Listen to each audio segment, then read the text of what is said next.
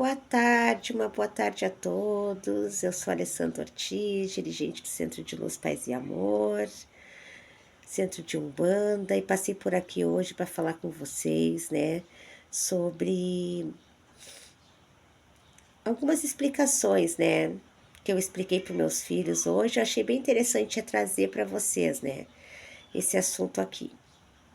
Porque assim, gente, falando sobre a Maci, tá? Algumas questões, né, que eu sempre coloco para eles, dos preceitos que a gente entra quando a gente vai fazer essa obrigação, né, com as ervas, os cuidados que a gente tem, o tempo que a gente fica ali resguardado, né, fazendo uma camarinha, é bem importante. Eu vou explicar por quê, tá, gente? Assim. Bom, primeiro,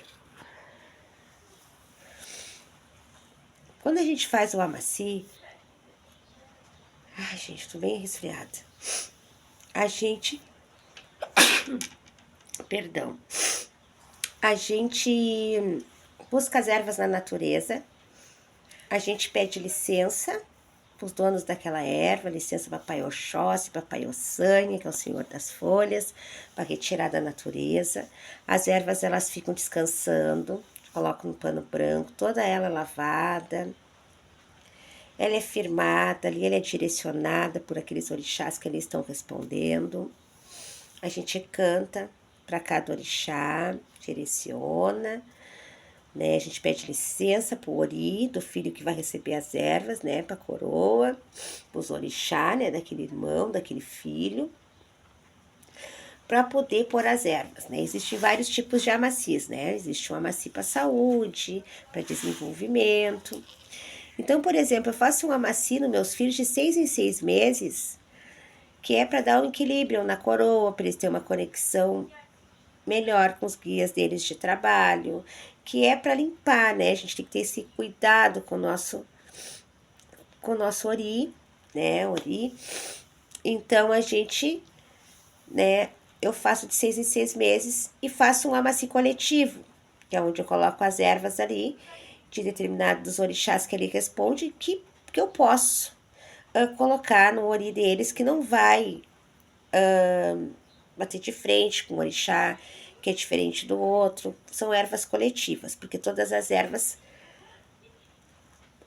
são recebidas por todos esses orixás, tá? Quando eu faço individual, aí é por orixá daquele filho, pro guia de trabalho dele, aí é individual, né? Principalmente quando tem, assim, um mosquito aqui, pessoal. Ai, mosquitinho tá a fim de incomodar. Gente, mosquitinho nada, mosquitão. Que isso, que munaia, gente. Enorme. O bicho é grande. Gente do céu.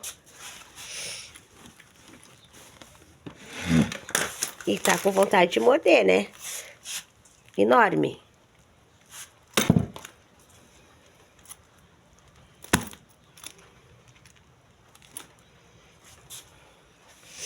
Então, assim, pessoal, eu passei aqui para explicar para vocês que quando a gente vai fazer o amaci, eu sempre explico que os filhos se preparem antes, entrem em preceito, tá?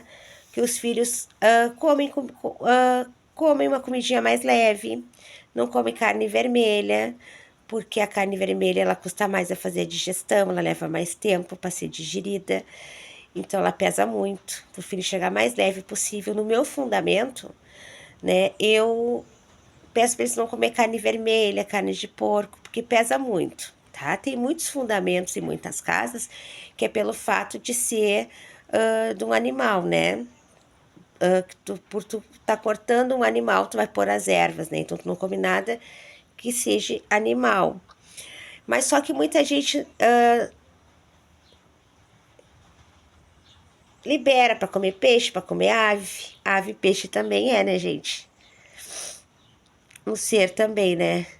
Então, eu sempre digo para eles, não, pode comer o frango, pode comer o peixe, só não come carne vermelha para não pesar muito, né? Para vir para fazer o amaci.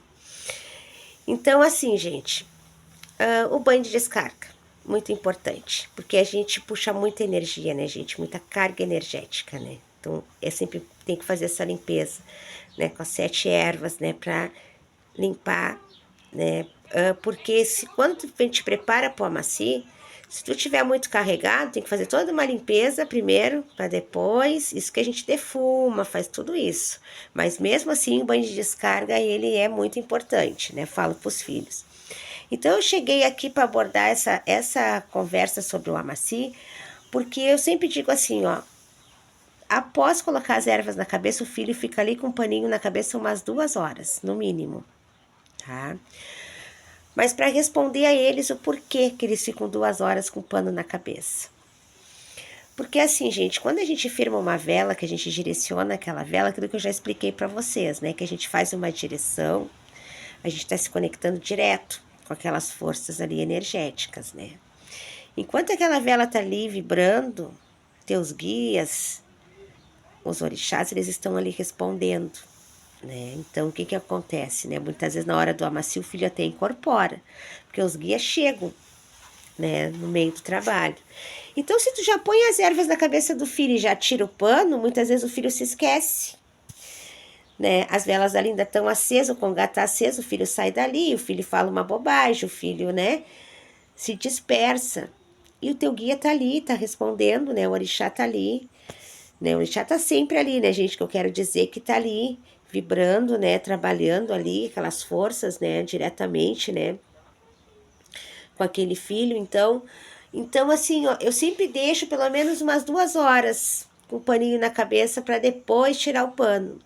E eu sempre aconselho que o filho, quando vá para casa, que ele não beba nesse dia, mesmo após o trabalho, que ele fique resguardado, porque muitas vezes o guia ainda acompanha o filho até em casa, muitas vezes o filho dorme e ainda faz uma viagem ali astral, né, com o seu guia espiritual, né, o filho vai trabalhar ainda, o espírito sai, como você sabe, do corpo quando a gente dorme, e ainda vai, né, para uma colônia, vai trabalhar, vai para o anda para trabalhar, junto com aquele guia. Então, eu sempre peço que a pessoa fique resguardada. É um momento de silêncio, é um momento teu com teu guia, com teu orixá. Tem que estar ali te concentrando, te conectando com aquela força espiritual, né? Para ver essa conexão, receber essa intuição. Então, é muito importante esses cuidados, né? E a questão não poder fazer menstruado. Por que não pode se fazer menstruado, as meninas, né? Gente, as obrigações nenhuma as meninas podem fazer menstruado. Batizado, obrigação, seja tanto da esquerda quanto da direita, né? A gente não, quando a pessoa tá no ciclo, nesse ciclo a gente não faz o trabalho. E eu peço sempre que nem não participe diretamente daquele trabalho, porque não vai só prejudicar a pessoa, vai prejudicar também todo o trabalho que foi feito ali, né, para a corrente, para os irmãos que ali estão presentes. Por quê? Porque, gente, assim, quando a mulher menstrua, tá? A menstruação não é nada mais, nada menos que uma preparação para o teu corpo gerar uma vida, né? A menstruação é pra gente procriar, né? Então, gente, a mãe terra, ela atua nesse momento, né? A mãe natureza, ela trabalha diretamente, né, no corpo da mulher, né? Mexe muito com os hormônios da mulher, por isso que mexe com o sistema nervoso. Muitas vezes a mulher fica muito irritada, sente muita dor nas cadeiras, dor nas pernas, dor nos rins, cólica, porque a mãe natureza, ela tá trabalhando no corpo daquela mulher, né? A mãe terra ali, ela entra em ação, né? É a natureza da mulher, né? Então é uma energia muito densa, gente. É uma energia muito densa, né? A mulher tem toda essa força, ela carrega toda essa força, né, dentro dela. E quando ela menstrua, ela tá sobre esse equilíbrio, né? Então, assim, gente, tu tá lidando ali com energias, com forças sutis, né? Tá lidando ali com o sagrado, né? Com o sacramento, né? Então, essas energias, elas não podem se fundir uma com a outra, né? O Bará mesmo, o Bará não aceita. Por que quando a mulher não menstrua mais, aqui em casa a mulher pode mexer na casinha dele? Pode. E quando a mulher menstrua, não pode. Ele não aceita, né? De jeito nenhum. Né? Então, quando é trabalho mesmo com Bará, obrigação, não pode tocar em nada. Né? Então, assim, ó, essa energia é uma energia muito intensa, né? E a gente está lidando com outro tipo de energia ali. Então, se a pessoa está menstruada, a pessoa não tem esse acesso, né? A gente não pode ter, né, essa mistura, né, de energia naquele trabalho, que a gente fala assim, vai sujar o trabalho, né?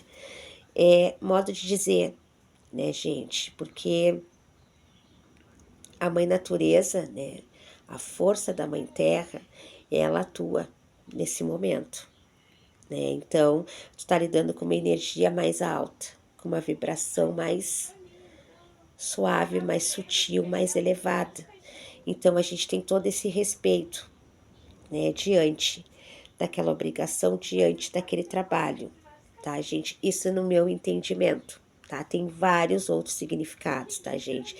Tem muitos outros significados, eu tô falando como eu aprendi, né? Então são questões que eu resolvi levantar e falar para vocês, abordar, porque eu acho muito importante. Muitas vezes as pessoas não entendem por que eu tenho que ficar de resguardo, por que se eu tô menstruada eu não posso participar desse trabalho. Tudo tem, né? Uma relação tá muito conectada à outra, né, gente? Se vocês parar para pensar, né? Nós temos muitos chakras no nosso corpo, mas nós temos os principais chakras no nosso corpo, são os 7 pontos vitais que a gente tem no corpo, são os 7 chakras mais os principais. Então, o chakra da coroa, o chakra coronário é aquele que liga direto ao espiritual. E o nosso ori, a nossa mãe, o pai de cabeça, é o principal, né? É a força principal que a gente tem, né? O orixá que responde no nosso ori, porque ele está ligado diretamente com o nosso espiritual, com a nossa mediunidade, né? O orixá que é do corpo é o orixá que traz a nossa ancestralidade. É aquele orixá que trabalha no nosso movimento, nas nossas ações, na nossa vida pessoal, que traz o nosso passado.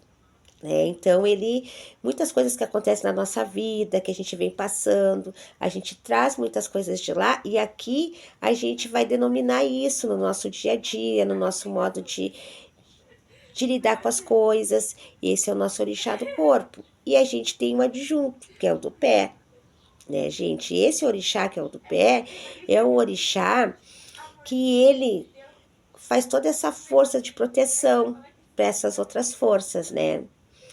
Ele é aquele orixá que nos protege, né, no nosso caminho, né? Nos protege no nosso caminho para a gente conseguir, nos dá a proteção para a gente conseguir concluir. Então, orixá de cabeça, orixá do corpo, orixá do pé, se vocês parar para pensar, nosso chakra coronário, né, nosso fluxo solar, nosso chakra básico, tudo está conectado, né, gente?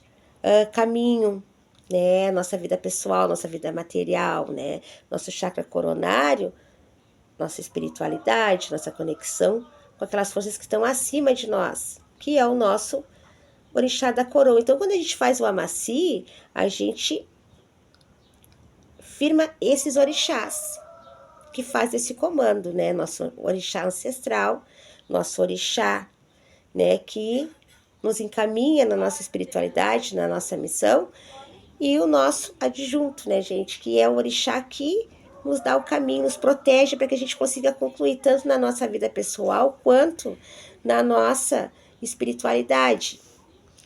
Então, tudo isso, gente, é um processo, né? Então, a gente se prepara, a gente entra em preceito, a gente se limpa, né? A gente se concentra, é um momento de estar ali conectado com o teu eu, com o teu espiritual, com o teu orixá, com teus guias, né? Que pertence a tua egrégora. Egrégora é aquela família espiritual que pertence a ti. É aqueles guias que fazem parte do teu trabalho espiritual aqui. Então, Por isso é importante saber disso, né, gente? Por isso a importância, o respeito, o silêncio, o preceito, né? A concentração nesse momento. Então, eu passei aqui para dar esse recado para vocês. Uma boa tarde a todos. Muita luz e paz e muito axé. Até a próxima.